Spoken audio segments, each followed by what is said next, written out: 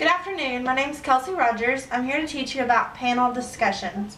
Let me give you a little bit of my background. I grew up in a small town in southern Oklahoma, was included in FFA, doing all kinds of speech contests, livestock judging, showing animals. Then I went on to get my undergrad degree at Oklahoma State University in ag business with a minor in animal science. Went back and forth a little bit, didn't know what I wanted to do, so I continued my education, went on to do international agriculture with an emphasis in agricultural leadership and ag education. I spent a summer in Argentina looking at all the different kind of ag that they had available and came back here doing my emphasis, like I said, in leadership and education.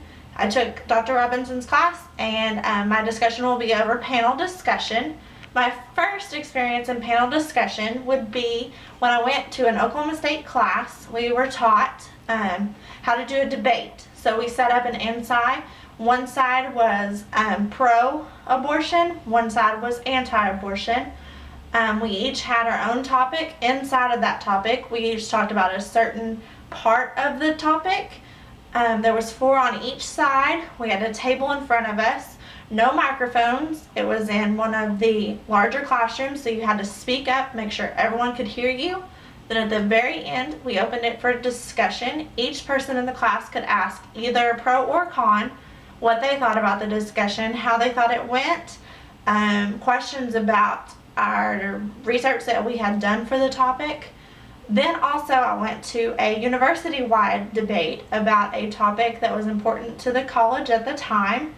They had like the same kind of setup in one of the big rooms. Half of the team was over here and half of the team was on the other side, 4 seats, no microphones. You could use microphones in a panel discussion depending on how big a room you have, the audience that you have, whether they're older people, whether they're younger people, the style that you're trying to get a hold of to your audience.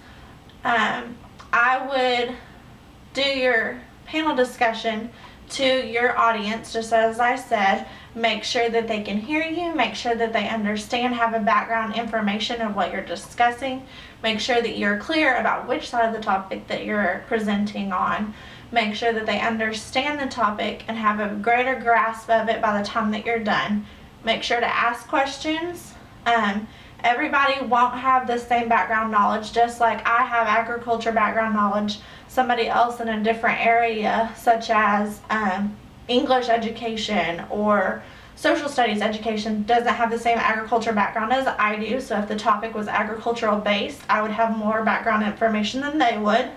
Make sure that you talk loud enough that everyone can hear, and make sure that it's an equal playing field where each person on each team gets to talk the same amount, whether that's an introduction or more research based.